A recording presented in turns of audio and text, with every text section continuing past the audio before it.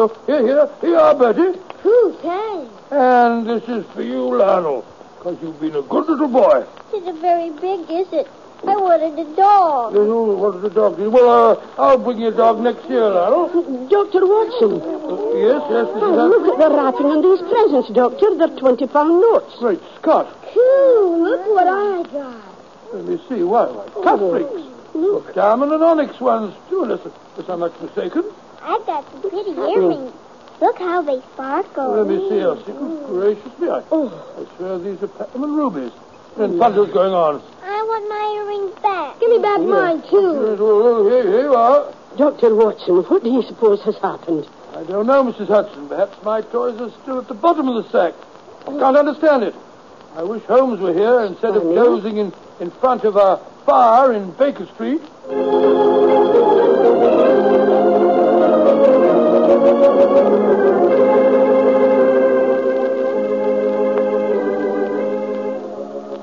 Where are you, Holmes? Here by the bed. This is the only room in the temple that gives any signs of having been lived in. I think our bird's been here, but I'm afraid he's flown.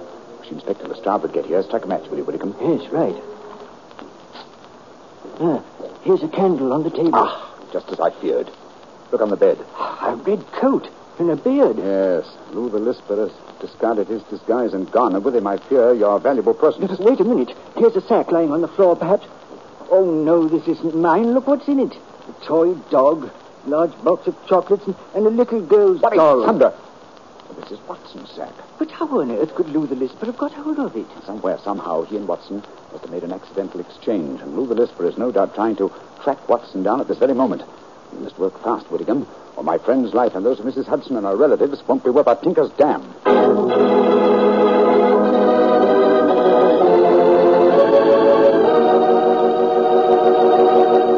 Oh, now, Doctor, you can't break off your story there. Oh, yes, I can, my boy. Before I go on, I thought we'd have a glass of port just to freshen us up. Oh, well, that's something different, of course. Instead of talking about port, as I sometimes do, it'll be nice to drink some for a change. There you are, my boy, and a Merry Christmas to you. The same to you. And now, what happened next, Doctor? We left you at the children's Christmas party, and Sherlock Holmes and Lord Whitcomb around the corner at the Temple of the Octagonal Square. Yes, Mr. Bartell, although at the time, of course, I had no idea what was going on. There I was, cheerfully handing out gifts worth, well, if not a king's, at least a baronet's ransom.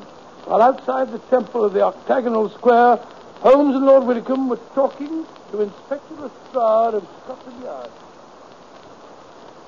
There's the case in a nutshell, Lestrade. Yeah, seems to me, Lord Whitcomb, you'd have been wiser to get in touch with Scotland Yard when you first got the warning note.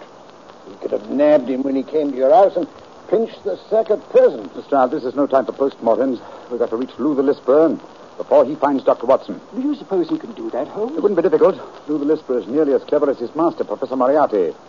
The chances are that you were followed when you came to Baker Street tonight, Whittingham, and it's equally likely that Watson and Mrs. Hudson were followed as they left it. Moriarty seldom leaves anything to chance. Well, where did Dr. Watson go tonight? 28 Lexington Gardens. It's just around the corner from here. Well, then let's go there at once. Right now, quarry away? No, Lestrade. We must use a little subtlety. Now, Lou the Lisper wishes to recover that sack of presents from Watson. How would he invade the party with the least trouble? By dressing up as Santa Claus again? No, I think he's overplayed that role for one evening. Well, then how would he try to get in, Mr. Holmes? Come now, Lestrade, come on. What group of people can enter any house on Christmas Eve without invitation and without creating suspicion? The carol Exactly, singer. my dear fellow.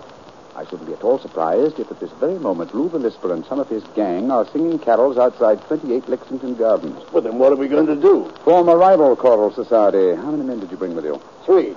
A sergeant and 2 constables. They're wearing greatcoats, of course. Yes, Mr. Holmes. Good. Well, why? All right, now you wait. They can hide their helmets and pretend to be singers. Come on there. Let's go over, and while we're walking, we'll rehearse our carols. We must appear reasonably convincing. Sound your A, Lestrade. Sound your A.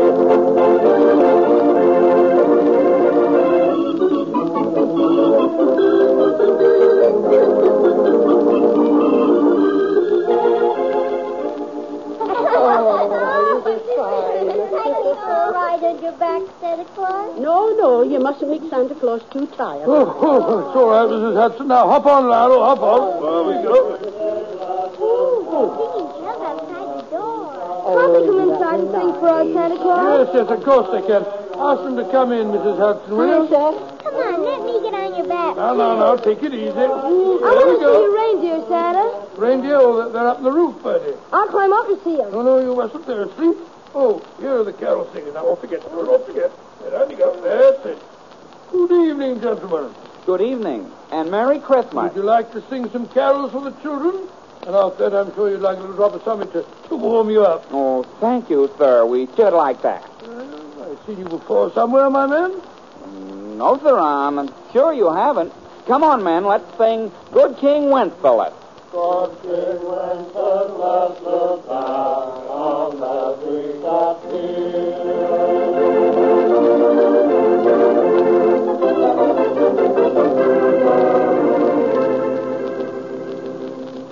Well, here we are outside the house, Mr. Holmes. Now what? Listen. Lou the Lisper and his men are already there. Are we going in now? In a moment. Now, men, you all have your truncheons handy? Yes, Mr. Holmes, we're ready. Splendid. Now, remember, when we're inside and I yell, Merry Christmas at the top of my voice, you bring out your truncheons and get Lou the Lisper and his gang out of there as quickly as possible. Don't arrest them until you get them outside again, Lestrade. I don't want to frighten the children. Right on, Mr. Holmes, we're ready. Just give us the word and we'll go in and get them.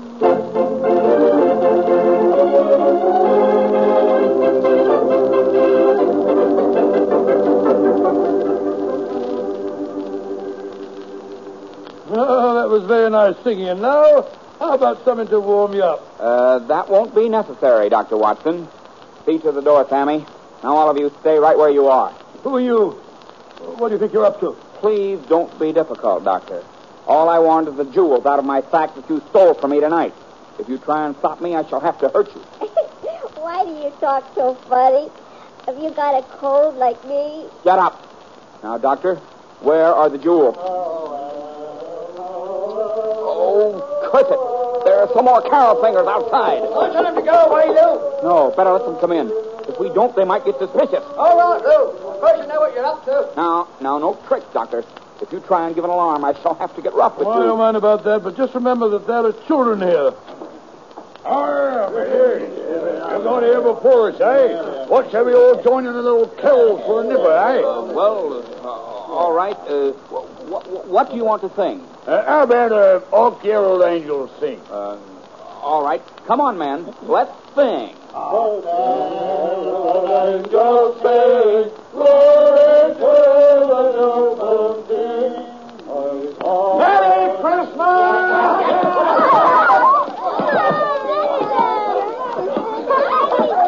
Dr. Watson, what's happening? They're all hitting each other with truncheons. Look here, you can't do that. They're all going away. They're dragging each other. Hi.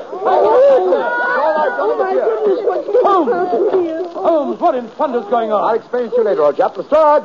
Take them to Scotland Yard and prefer charges. I'll be over in a little while and give evidence. Right you are, sir. Too bad we didn't get Professor Moriarty, too. Well, at least we have some of his cohorts. I'll see you later, Lestrade. Oh, I wish I knew what was going on here. Is Moriarty fixed up in this business? Yes, Watson. I'll tell you all about it as soon as I straighten this thing out. Oh, Whittingham. Yes, sir. The 20-pound notes that you used as wrapping for your gift seem to have been scattered all over the house. Do you want me to recover those, too? No. From what you've told me of the children, I think their parents could use the money much more profitably than my relatives. In any case, I can replace it. Very generous Christmas present. Well, children, did you enjoy the little game we staged for you? It wasn't off, but... Yes, I nearly died laughing when they started hitting each other. Well, I'm glad you enjoyed it. And now I want you to show me your presents, will you? I got these earrings. Oh, yes. Well, they were a part of the game, too. A nice little girl like you doesn't want silly earrings, Elsie. Here's a beautiful doll for you. Oh, the eyes open and shut and everything. And what did you get, young man? These. Oh, cufflinks. Good gracious, who wants cufflinks when they can have a clockwork train? You want to exchange? A clockwork train? Lord of a duck, yes. I wanted a dog. There's one for you, Lionel. A nice woolly dog. Oh, cool. He's lovely. And here's a nice big box of chocolates, too. You can all share them. Oh, Mommy, what a night. I ain't had as much fun since Granny got her finger stuck in the plug hole. Oh, I still don't understand what's going on, Holmes, but I must say this is all to have the earmarks of a have been a very happy Christmas. Yes, old fellow. Mrs. Hudson, Hi, Mr. how's Holmes. the turkey coming along? Oh, it'll be ready in a few minutes, Mr. Holmes. Splendid. While we're waiting, perhaps the children will oblige with something we haven't heard so far this evening. Yes, I know what you mean. A Christmas carol that really sounds convincing. How about it, children? All right, sir. Come on, Elsie, Lionel. Silent night, holy night, all is calm, all is bright, round young virgin mother and child, holy Elizabeth, so tender and mild, sweet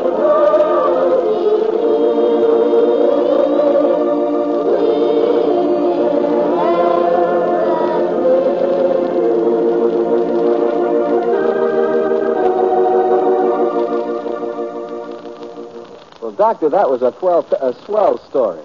On a Christmas Eve like this, do you ever wish you were back in Baker Street celebrating Christmas Oh, there? at times, yes. But actually, Mr. Bartell, I'm very happy right here in my little home. There on the table is a beautiful little Christmas tree. There's a fine fire in my fireplace. My two dogs, Monty and Winnie, are sleeping peacefully at my feet. And best of all, I've got the love of every child in the neighborhood. Yes, I have a great deal this Christmas Eve, lots to be thankful for. And what with the troubles of the world on their way to being settled, it looks as if this is the brightest Christmas that I've ever had. That's how I feel about it, too, Doctor. I hope that all our friends listening in are just as happy this Christmas Eve as we are. And speaking not only for myself, but I know for all of us, and for the Petrie family, too, we wish every one of you a happy Christmas from the bottom of our hearts. God rest ye merry, gentlemen. Well, Dr. Watson, next Monday is New Year's Eve. What story do you plan to tell us? Oh, one that I think you'll find extremely appropriate, Mr. Bartell. It takes place in a Scottish castle near Edinburgh on a New Year's Eve in 1900 and concerns a pair of lovers, an elderly baronet, and a strange iron box that proved to be more than worth its weight in gold.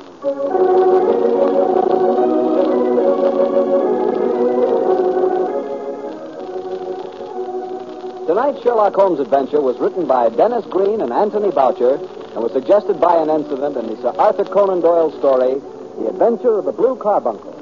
Music is by Dean Faulkner. Mr. Rathbone appears through the courtesy of Metro-Goldwyn-Mayer and Mr. Bruce through the courtesy of Universal Pictures, where they are now starring in the Sherlock Holmes series.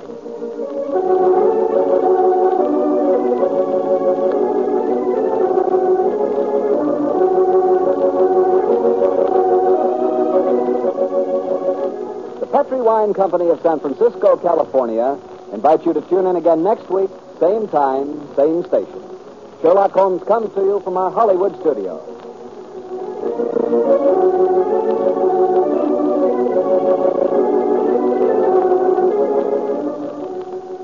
This is Harry Bartell saying good night for the Petrie family.